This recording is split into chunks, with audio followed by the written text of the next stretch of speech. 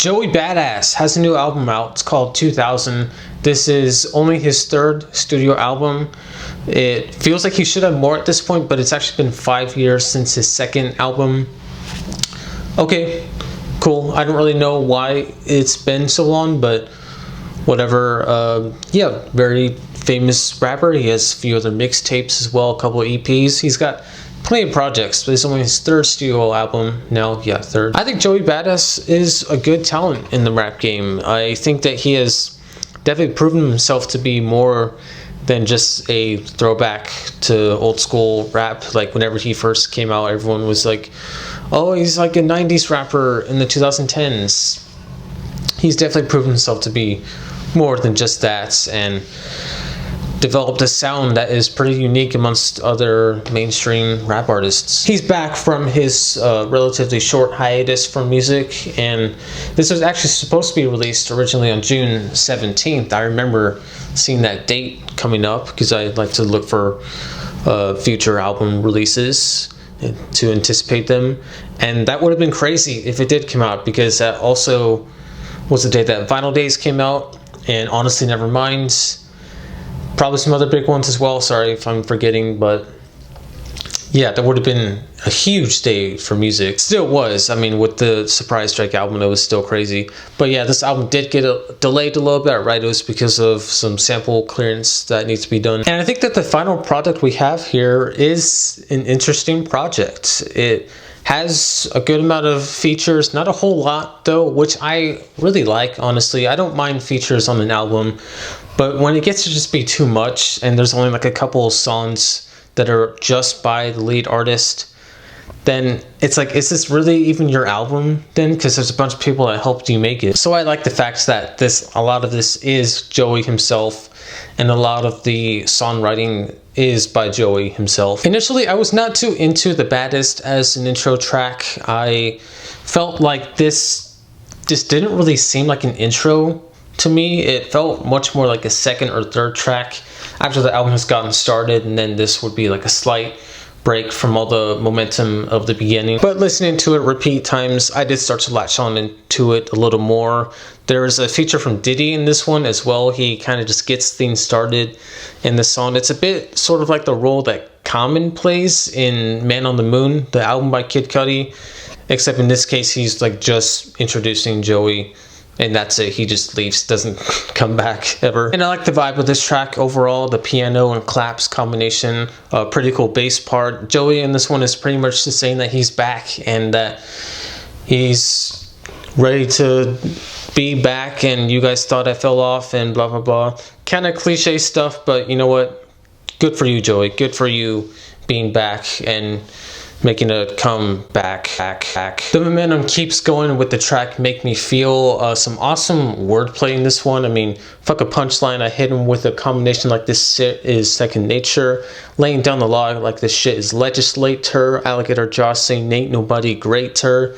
Just awesome rhyme schemes there. While I do appreciate the sentiment on Where I Belong, I do think that the overall presentation is a bit lacking, and the chorus as well is especially weak in my opinion. The way it's all echoed and reverbed, and I'm not really too into the way that sounded. Brand New 911 is really the first track on here that does give me some 90s hip-hop vibes, not just because of the sound and the instrumental, but also the title. I can't help but be reminded of 911 Is a Joke by Public Enemy. But musically, yes, this does very much sound like early 90s East Coast hip-hop. I really enjoy the saxophone on this one quite a bit, the sax sample. And I do think that the hook is much better as well. The West Side Gun feature, I think, blends in seamlessly with this sound, and it's just such a chill vibe. It's a very chill track. I like it a lot. The chill vibes continue with Cruise Control, which surprisingly goes in more of a synth pop direction.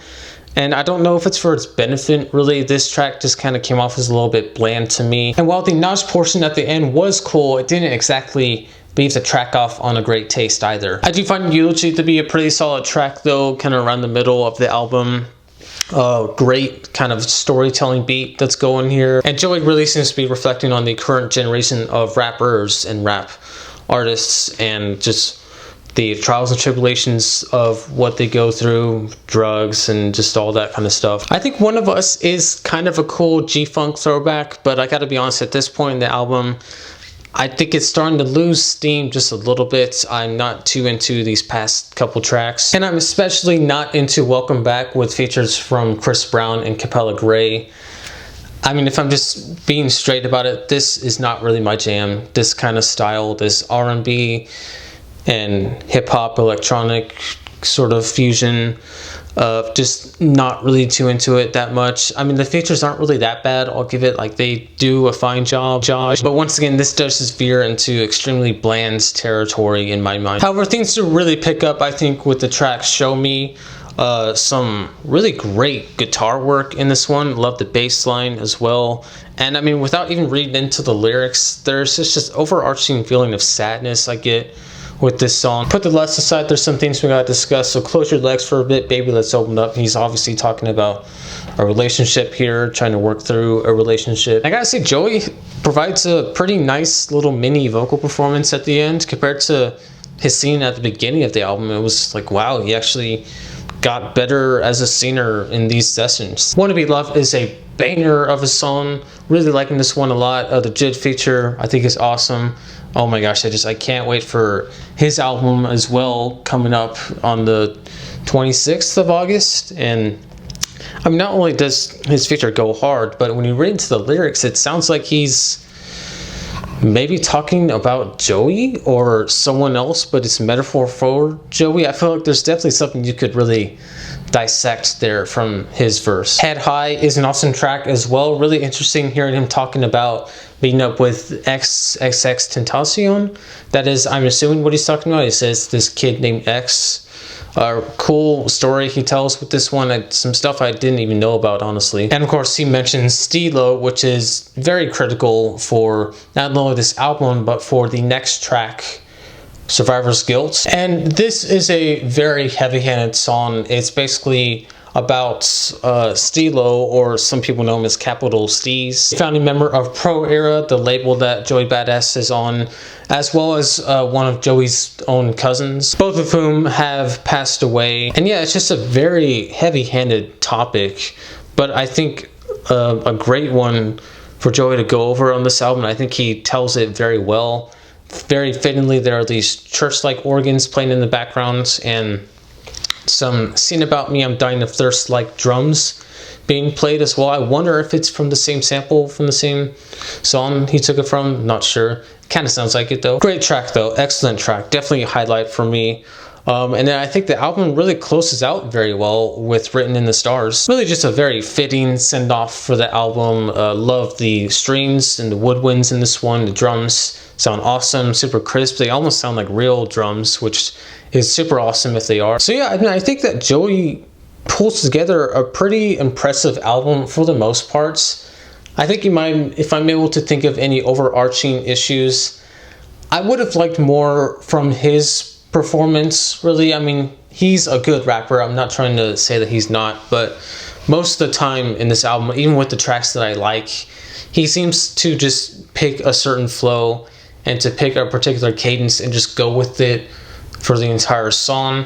And I would have liked a little more variety, you know, just a little bit, especially with the variety of subjects, and especially talking about very personal stuff like his cousin's death. And as I mentioned a couple times, some songs do just feel a little bit too bland. I wasn't too into the guest list on this one, although I do think a good amount of them do work.